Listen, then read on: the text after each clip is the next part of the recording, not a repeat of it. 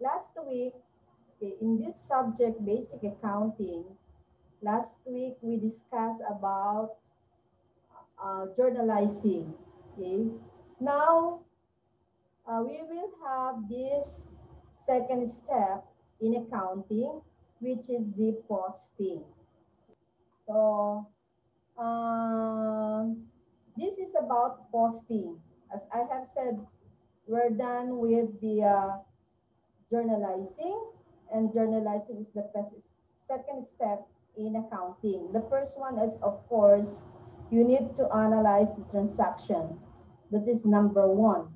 And then after analyzing the transaction, leading the transaction, di ba yung March 1, na ganyan, nag-invest, tapos nagbayad, nagbenta. These are transactions that need to be analyzed. Okay? So, after these transactions have been recorded in the journal book, you are now ready to proceed on the next step, and that is the posting. Okay, posting. Okay, so but in this today classes discussion class, you will learn the following. You will know what is posting in accounting. You'll know what is the book of final entry and understand chart of accounts and steps in posting.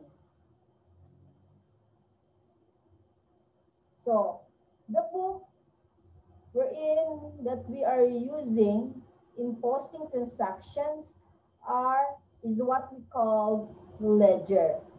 And this is known as book of final entry. While the journal is the book of original entry. Kasi unang-una ka doong nag-e-entry sa libro na yon. Okay? So, ito final entry na si ledger. And remember class that we define accounting as an art of recording, summarizing in a significant manner. So, sabi natin that journalizing is technically the recording process in accounting. Okay? While the posting is the summarizing of the transactions, okay, to individual accounts. Okay. Now, the process of transferring accounts from journal to ledger is what we call posting. Okay, so mamaya itutuloy natin, we will continue the transactions that we did last week. Okay, yung journalizing, itutuloy natin yon. Okay. So, the following steps are observed during posting. In posting, you are using an account number that are provided by the chart of accounts. You put or you make a date of the journal entry in the date column of the ledger. Okay, mamaya may intindihan nyo kung ano ibig sabihin nito, okay? And you will write the reference column, PR, the page of the journal where the journal came from. And then you will write the debit amount in the debit column or the credit amount in the credit column. So, na-mention pa, as I have mentioned, you need to have the chart of accounts.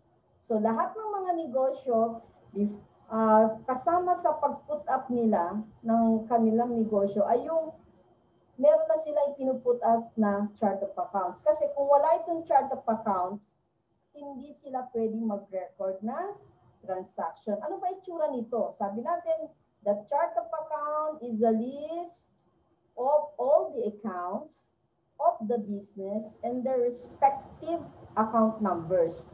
So, yung mga account, meron siyang account number na ginagamit. Okay? And it is arranged in the following order. Asset, liabilities, owner's equity, income, and expenses. Okay. Assets will start in the number 1. So, ang account number ni assets ay 1. Mag-start. Pwedeng 1,001 or kaya 100, 101, 102. Or kung gusto mo, 1,000. Okay? Pero, mas maganda na yung 100, ano? Kasi mag-apat na numero pa isusulat mo. Okay? Normally, I use 100. Sa 100 lang ako. Okay? Basta the principle there is that when accounts are under assets, you are going to use an account code that will start in number 1. Okay? While liabilities, all accounts under liabilities should use number 2. Okay? So kung 200 or 2,000, okay? And owner's equity will start with number 3. While income accounts will start with number 4 and expenses will start with number 5. Okay. So I have here a dinalinis accounts. Okay. So lalakihan natin siya para makita nyo. Okay. So in my dinalinis accounts, nagagamitin natin mamaya as a continuity in what we did in journalizing, okay, yun din ang ginamit kong accounts dito sa acting chart of accounts. Okay, as I have said, 1 should be the starting number of assets. Okay, and in dinalinis transaction, in dinalinis business, we use the following accounts. We have cash, office supplies, furniture and fixtures, and equipment. Remember yung transaction natin last week? Okay. So, account will start with cash. Okay? Kasi meron siyang liquidity. Okay? Kung alin yung unang naliliquid, yun ang mas mauunang number. Okay? So, since ang cash talagang liquid na liquid, so it will occupy the number 1, that number. Okay? So, 100 cash. And then yung office supplies natin, ang account code natin ay 101. Yung furniture and fixture ay 102. While the equipment ay 103. Eh kung wari plus na meron ka pang mga accounts, edi magdadagdag ka 104, 105, 106. It depends on the business. Usually class, ang mga accounts, hindi lang ganito kadami. Pag in a business ay siguro baka mga less than 1,000 ang accounts. Napakarami. Meron yung gain in FX rate, gain in selling of property, at kung ano-ano pa. Okay? So, meron yung advances from officers, advances kung kani-kanino. Okay? So, napakadami.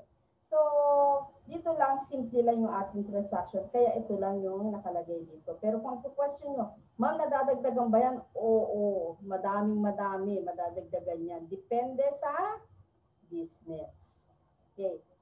Also, in our linis business, okay, we only have one account, liabilities account, and that is accounts payable. Okay, so I start with number 200 kasi sabi natin we start with number 2. So 200 ang ginamit ko, okay?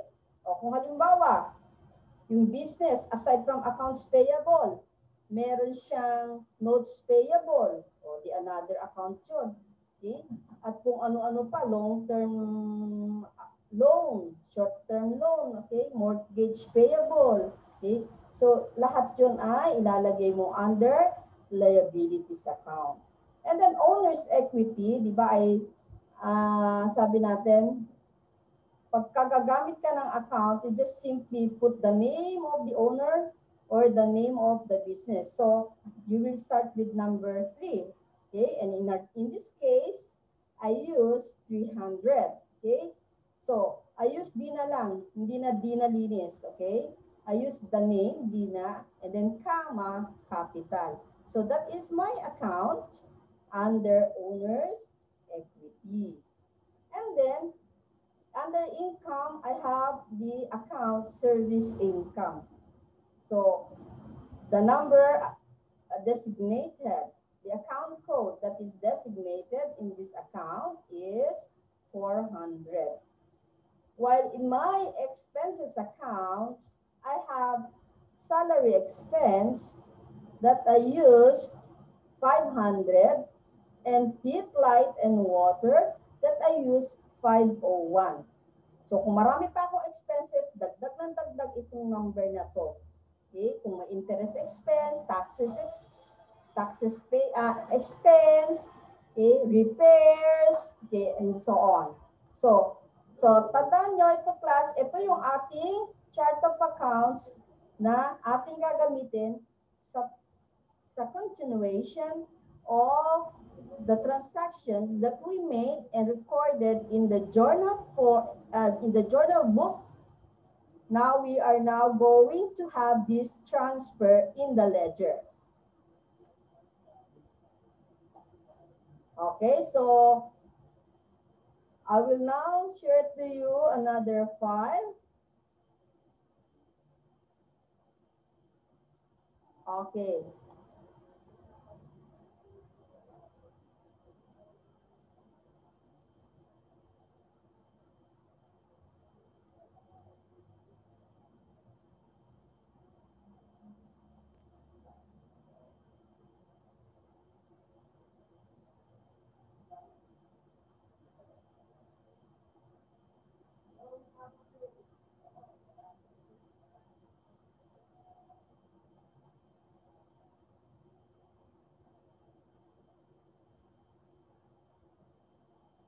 Okay, so under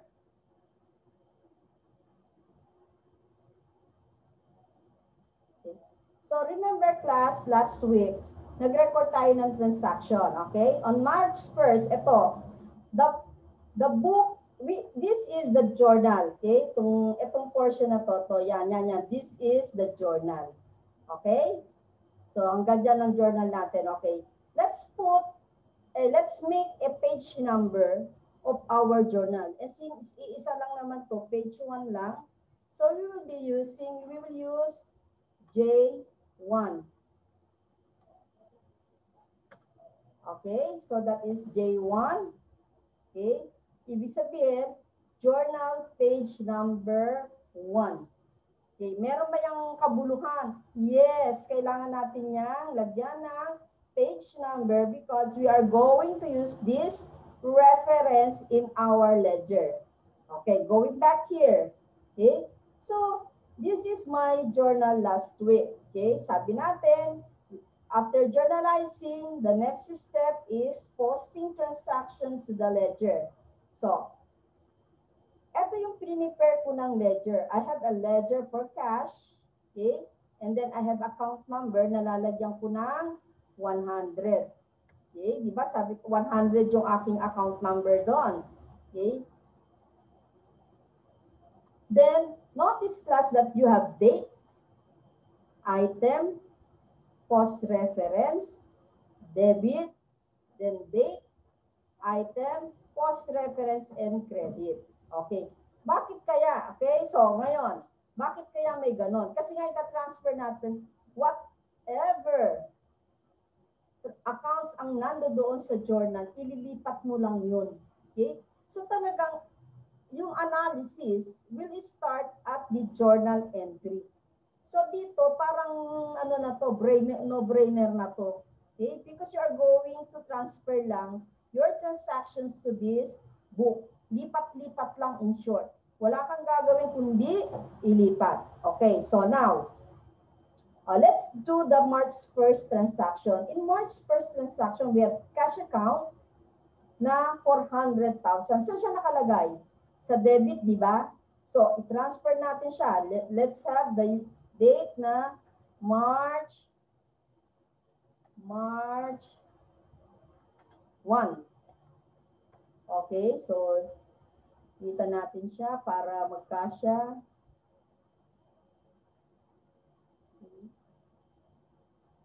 Okay, we have March 1. Okay, and the item na nandiyan dyan ay investment. So we put here in the item column the explanation. Okay, so you put here investment.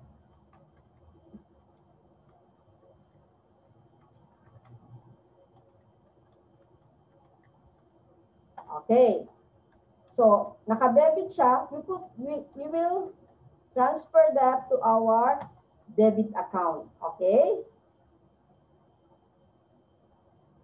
Bigyan natin siya ng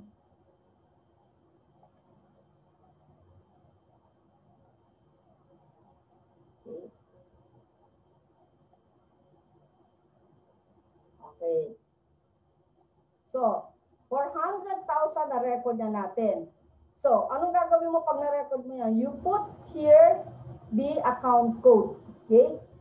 Ang account code niya ay 100. So, put it here in the cost reference. Ibig sabihin, that will let you know, okay, the bookkeeper ay nag-tick mark na siya. Parang na-record na ni bookkeeper na na-take up niya na itong 100 at na-transfer na niya sa ledger. Okay?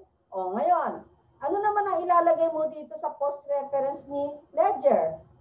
Ang ilalagay mo naman ay yung kanyang journal number. So, you have here a journal number of 1. So, J1. Okay. O, J1. J1 nga ba yun? J1. Okay? So, ganun lang. So, ngayon, di tapos ka na, nalagyan mo na ng number yan. And the next transaction is furniture and fixture. Okay? So, furniture and fixture, I have here. I have there what account number that I use. Okay, let's see kung ano account number natin kay furniture and fixture. I use 102. Okay? So, 102 si furniture and fixture. Okay? So, use 102 here.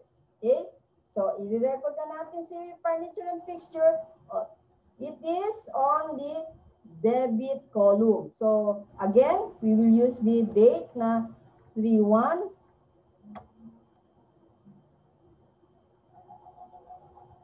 And then, investment. And then, the amount of 10,000. Okay. So, na-record mo na. So, what are you going to do? Put the account code here.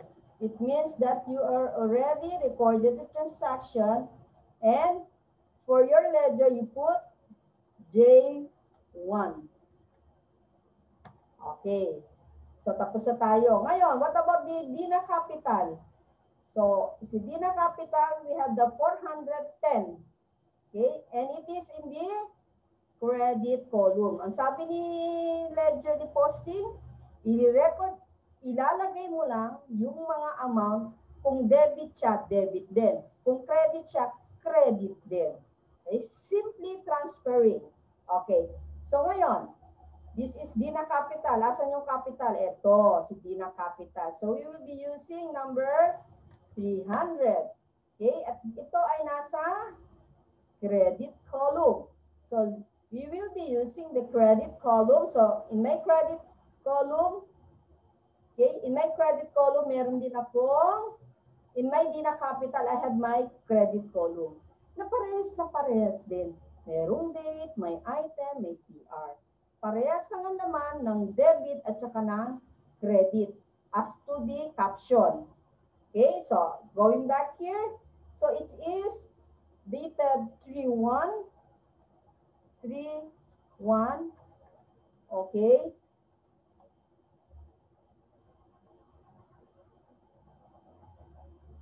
And then investment.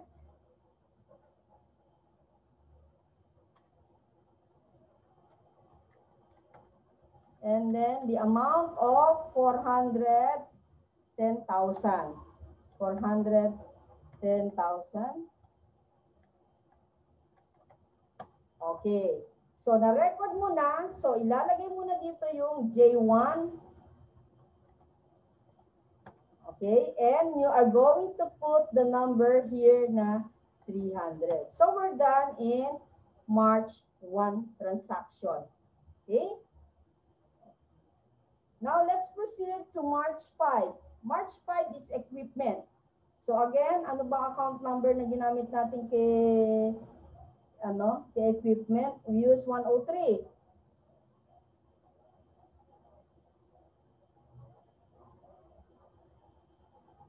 Okay? So, 103 si equipment. Okay, ito siya. 103. Okay? So, dito, si equipment dated 5, naka-debit siya. Naka-debit, so i-debit mo rin naman si equipment. It is dated 3, 5. Okay?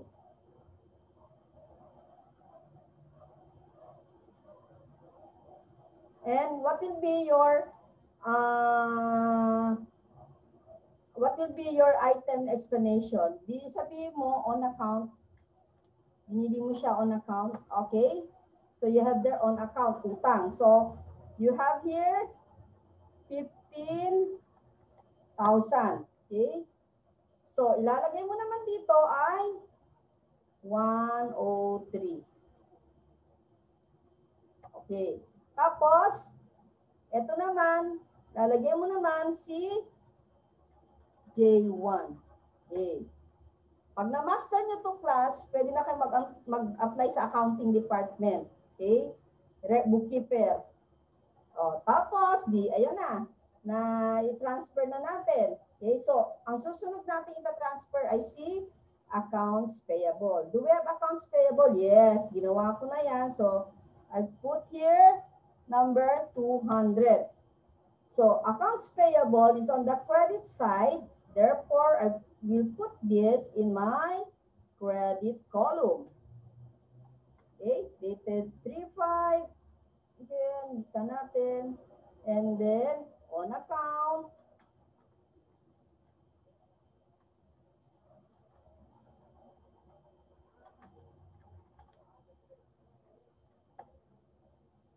Sometimes class in the item, they put the OR number, okay? O kaya kung ano mang resibo number yon, o kaya yung pangalan ng company. Okay. So we have here the accounts payable is 15,000. Okay. So we're done with the accounts payable. Let's put it there, 200.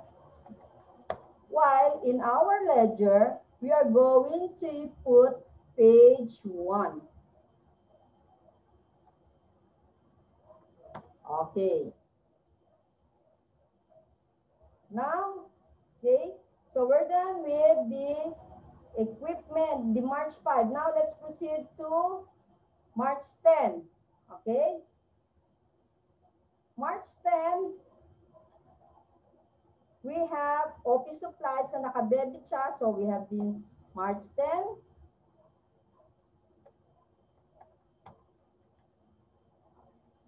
This time is on cash.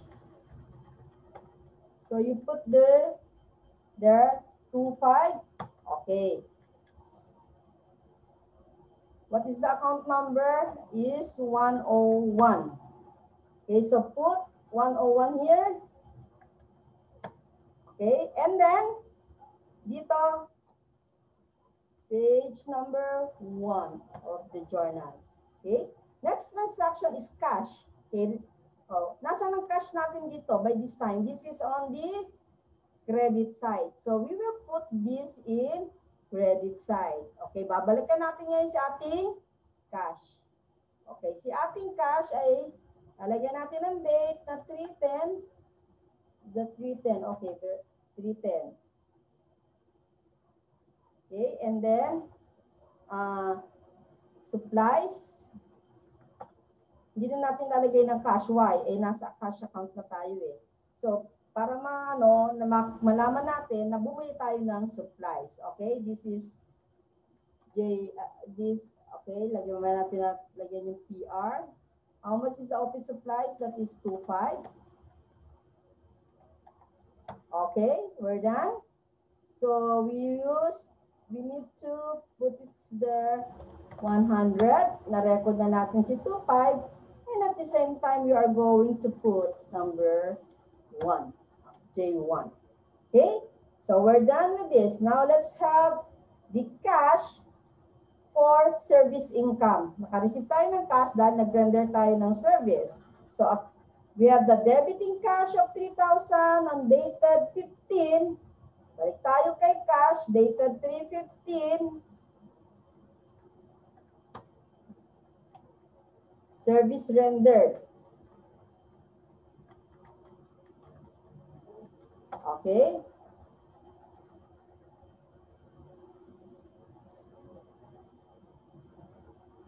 How much? We have 3,000.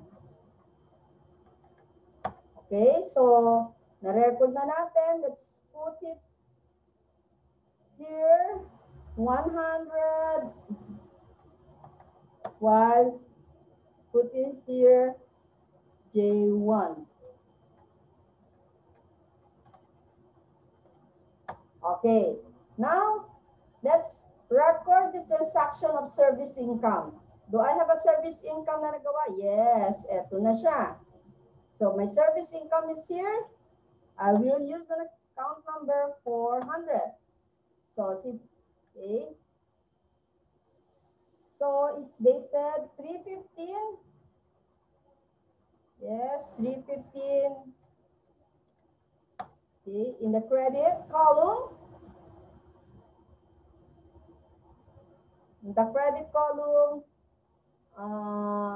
service rendered in cash. So we have 3,000. Okay?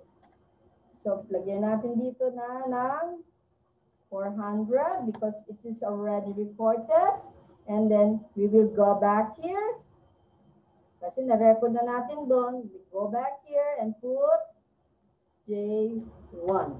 Okay? So we're done. Done na tayo dito. Okay? So 100. Okay, hindi pa. And then now we have the 200, March 20, okay, transaction we're in. We have again another service income in the amount of 1,500. So the affected accounts are cash and service income again. So we go back again to our, okay, and that is dated 20.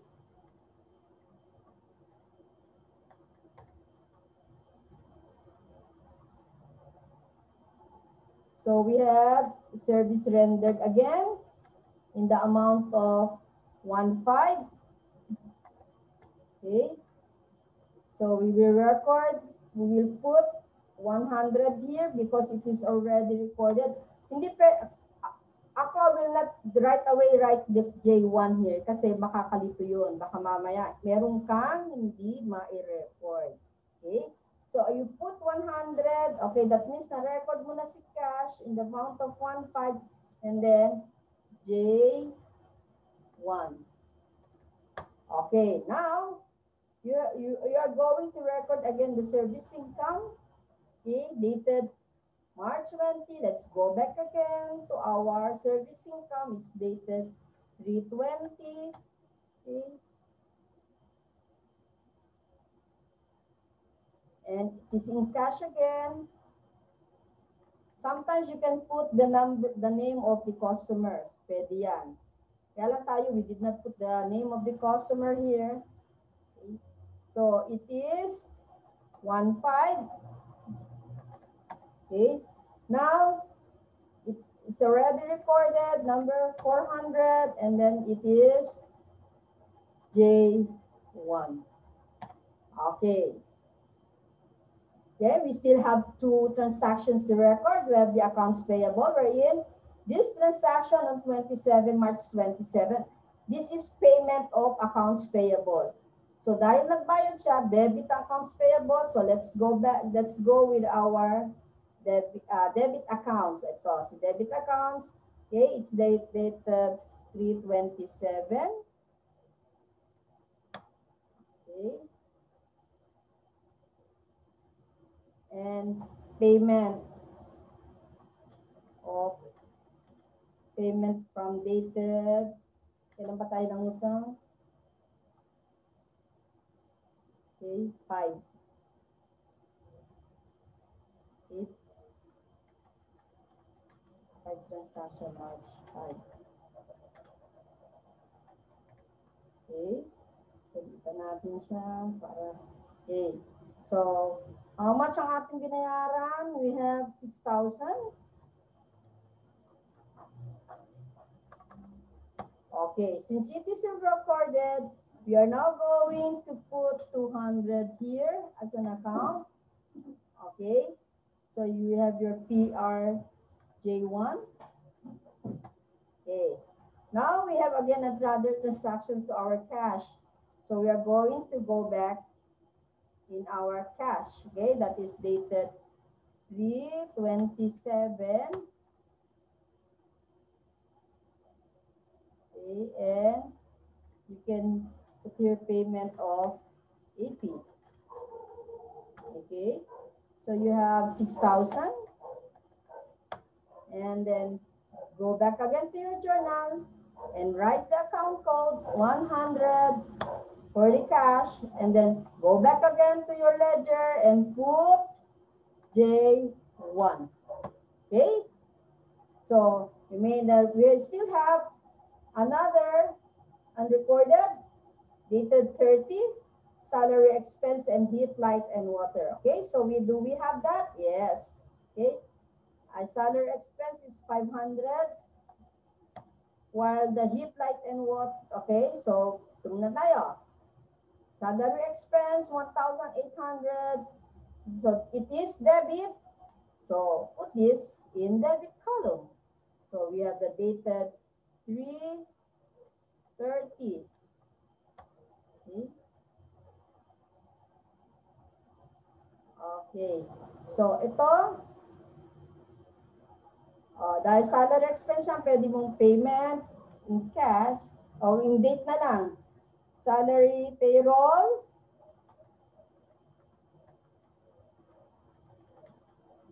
for March 30. Okay. So you will put here 1/8. Okay, in the debit. Kasi debit siya. And then put here, since it is recorded, transferred already, or posted, okay? Since it is posted, then we will put the account code 500 here. And then, we still need to post the another transaction, heat and light. So we use 501 in the account code, okay? So we have a debit of heat, light, and water in the amount of 1,000 under debit column. So we will just transfer this to our debit column. So we are going to pause it now. So dated 3/30. Okay, so we can use this for the month of March. Actually, bahala ka kung anong gusto mong explanation. You have the free will to use. Okay, so you have 1,000. Okay, so this is now posted. Okay, go back again to your journal and put the account code. Okay, 501. So there you are. And then back again to your ledger and put the journal 1. Okay, so the last transactions that we need to be recorded is our cash. So balik tayo kay cash. Okay, so it's dated 3/30. Okay. So what will be your item here? So you can say payroll and lights. Okay, that is how much? Balikan natin. It's 2,800.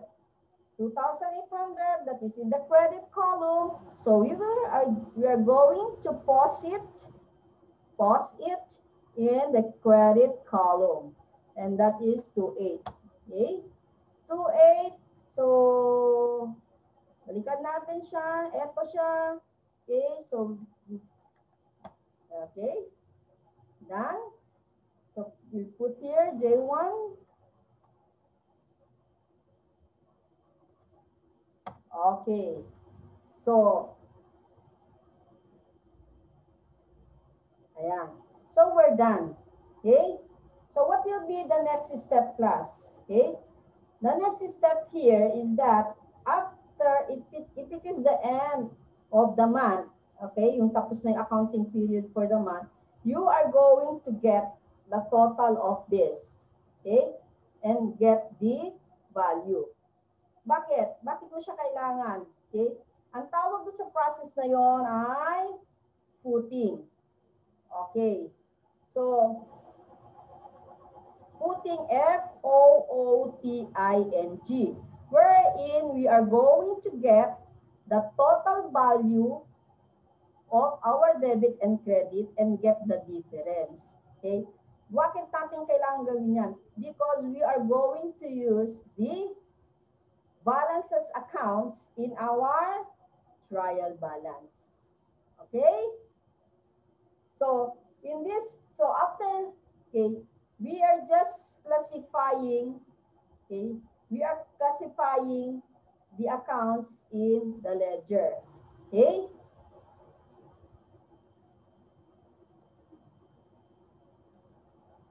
Okay, now, paano mo i-add yan? Dito kasi, meron na tayong ready, di ba, sa Excel. Hindi ka mukha. Pero sa actual practice class, hindi ganito. Wala siyang talagang, usually, nung panahon namin, ang ginagamit namin, index card. Okay? O kaya yung meron talagang librong ledger. Na yung librong ledger, ganito itsura niya. Okay? Ganito ang laman. Kaya lang, syempre, yung isang account na yon, isang page yun. Okay? Hindi ganito na ang liit. Kaya lang naman natin ginawang ganito para ma-explain nyo na isa lang yung skill. Ayoko kasi nung palipat-lipat pa tayo. Okay? Pero in actual practice, I'm telling you, it's a different one kasi ito, per page. Yan. Hindi ganito na magkakasama. Okay? O sige, going back here. So after na ma-record, after na ma-pause ang mga transactions mula sa journal, from the journal, bringing them to the ledger, then after that transactions have been posted, we are now going to get the balances. And that getting of balances is what we call footing, F-O-O-T-I-N-G. Okay, so in our example, I'm getting the value. Okay. So ang total debit ko sa cash ko ay 404. While my total credit is 11,300. So I will get the value of my cash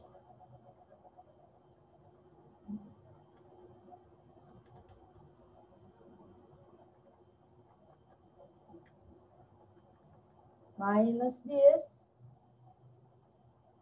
Okay. That is now the value of my cash.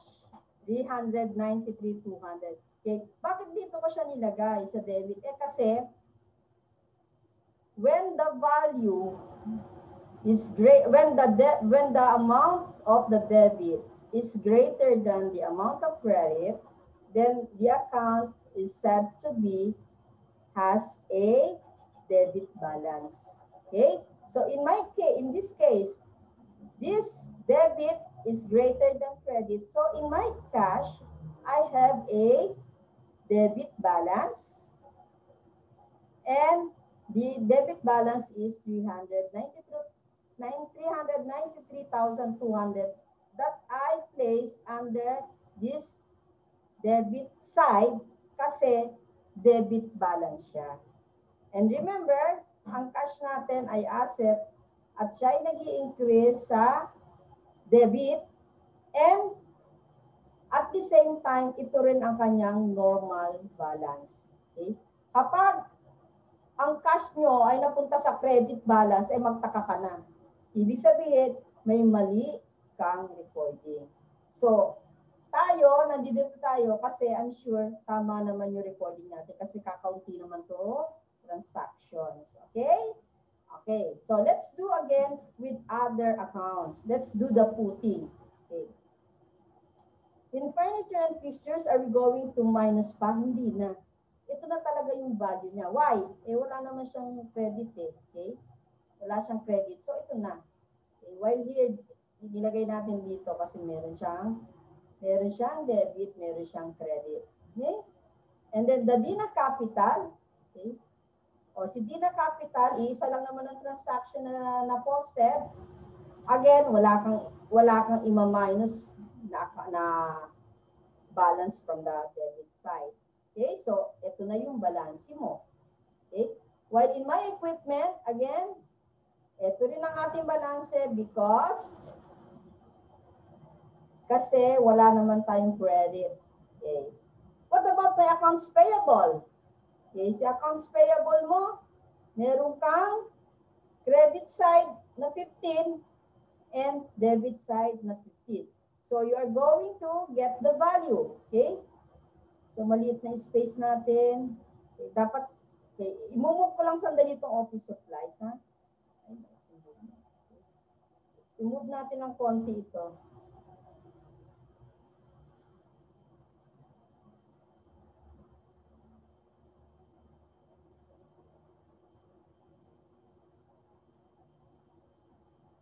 Okay? Para makita mo itong si accounts payable. Okay. So, sabi natin, kung alin ang mas malaki na value, doon mo ilalagay yung balance. Okay? In this case, I have a credit balance and it is accounts payable. This is the normal balance niya, credit. Okay? So, ma-minus natin siya. Gamitin natin ang power ng Excel para hindi tayo magmano-mano. Then, minus the value of the debit. Okay. So, you have 9,000 as your account balance in your accounts payable. Okay? So,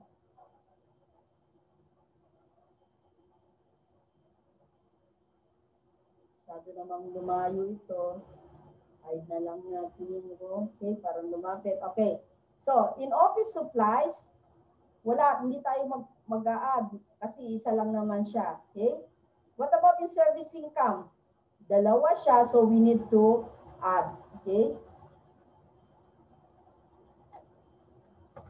Okay. Yan na yung value niya at wala ka namang debit, so diyan mo na rin siya ilagay. Huwag mo na siyang ilagay dito. Just let it be there. Okay? Okay? So there you are.